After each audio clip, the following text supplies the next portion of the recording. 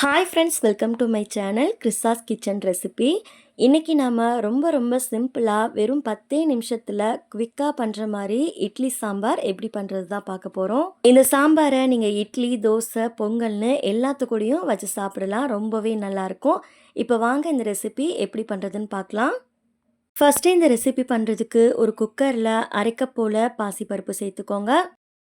பாசிப்பருப்பை சேர்த்ததுக்கப்புறமா இதை ஒரு 2-3 டைம் நல்லா வாஷ் பண்ணி எடுத்துக்கோங்க. நான் யூஸ் பண்ணியிருக்க கப்போட அளவு பார்த்தீங்கன்னா 125 ml. உங்ககிட்ட மெஷர்மெண்ட் கப் இல்லை அப்படின்னா சேம் அதே குவான்டிட்டியில் வேறு ஏதாவது டம்ளர் இருந்தால் கூட நீங்கள் யூஸ் பண்ணிக்கலாம். பருப்பை நல்லா கழுவுனதுக்கப்புறமா இதில் 2 பச்சை மிளகாய் சேர்த்துக்கோங்க. கூடவே 3 பல் அளவு பூண்டு, ஒரு பெரிய வெங்காயத்தை நீல வாக்கில் கட் பண்ணிவிட்டு சேர்த்துக்கோங்க. அடுத்து இது கூட 2 தக்காளி சேர்த்துக்கோங்க. பெரிய தக்காளியாக இருந்ததுன்னா 2 தக்காளி சேர்த்துக்கோங்க. மீடியம் சைஸ் தக்காளியாக இருந்தால் 3 தக்காளியாக சேர்த்துக்கோங்க. அடுத்ததாக 1/4 டீஸ்பூன் மஞ்சள் தூள், 1 டேபிள் ஸ்பூன் சாம்பார் பவுடர் சேர்த்துக்கோங்க. நான் கடையில் வாங்கின சாம்பார் பவுடர் தான் யூஸ் பண்ணியிருக்கேன். கூடவே காரத்துக்கேற்ப மிளகாய்த்தூள் சேர்த்துக்கோங்க. ஒரு 1/2 டேபிள் ஸ்பூன் போல் மிளகாய்த்தூள் சேர்த்துக்கோங்க. அடுத்ததாக 1 டேபிள் ஸ்பூன் எண்ணெய், கூடவே கொஞ்சமாக பெருங்காய் பொடி சேர்த்துக்கோங்க. அடுத்து பருப்பு வேகிற அளவுக்கு நம்ம தண்ணி இதில் சேர்த்துக்கலாம். ஒரு 2 கப் அளவுக்கு தண்ணி சேர்த்துட்டு இதை நல்லா கலந்து விட்டுக்கோங்க. உப்பு நம்ம இப்போ சேர்க்க வேணாம், கடைசியாக வந்து சேர்த்துக்கலாம். நம்ம இதில் பாசிப்பருப்பு சேர்த்துருக்கோங்கிறதால சீக்கிரமாகவே வெந்துடும். இப்போ நல்லா கலந்து விட்டாச்சு. குக்கரை மூடி போட்டுட்டு இதை ஒரு 3 விசில் விட்டு எடுத்துக்கலாம். உங்களோட குக்கரில் பருப்பு வேகிறதுக்கு எத்தனை விசில் விடுவீங்களோ அத்தனை விசில் விட்டு எடுத்துக்கோங்க. இப்போ பாருங்கள், விசில் நல்லா செட் ஆகி வந்திருக்கு. குக்கரை ஓப்பன் பண்ணிடலாம்.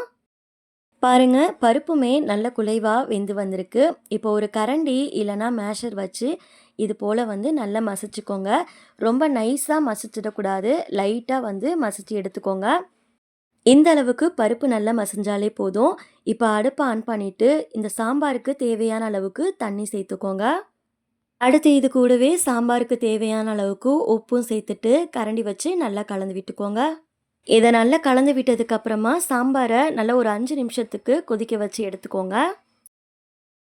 இப்போ பாருங்கள், சாம்பார் நல்லா கொதி வந்துருச்சு. இந்த ஸ்டேஜில் கடைசியாக இதில் நம்ம தாளிப்பு கொடுத்துடலாம். தாளிப்புக்கு பார்த்தீங்கன்னா ஒரு டேபிள் ஸ்பூன் எண்ணெயில் கடுகு, ஜீரகம், கறிவேப்பிலை, 3 வரமிளகாய் சேர்த்து தாளிச்சிருக்கேன். இதை சேர்த்துட்டு நல்லா கலந்து விட்டுக்கோங்க. அவ்வளோதான் பாருங்கள், இட்லி சாம்பார் சூப்பராக தயாராகிடுச்சு. ஸ்டவ் ஆஃப் பண்ணிவிட்டு இறக்கிறதுக்கு முன்னாடி இதில் கொஞ்சமாக மல்லி இலை சேர்த்துக்கோங்க. இது நல்ல வாசனையாகவும் சாப்பிட்றதுக்கும் ரொம்பவே நல்லாயிருக்கும். இந்த சாம்பாரை இட்லி, தோசை, பொங்கல்னு எல்லாத்துக்கும் வச்சு சாப்பிடலாம். அட்டகாசமாக இருக்கும். ட்ரை பண்ணி பாருங்கள். ட்ரை பண்ணி பார்த்துட்டு உங்களுக்கு எப்படி வந்ததுன்னு மறக்காமல் உங்களோட ஃபீட்பேக்கை ஷேர் பண்ணிக்கோங்க. நெக்ஸ்ட்டு ஒரு ரெசிபி வீடியோவில் பார்க்கலாம். தேங்க்ஸ் ஃபார் வாட்சிங். பபாய்.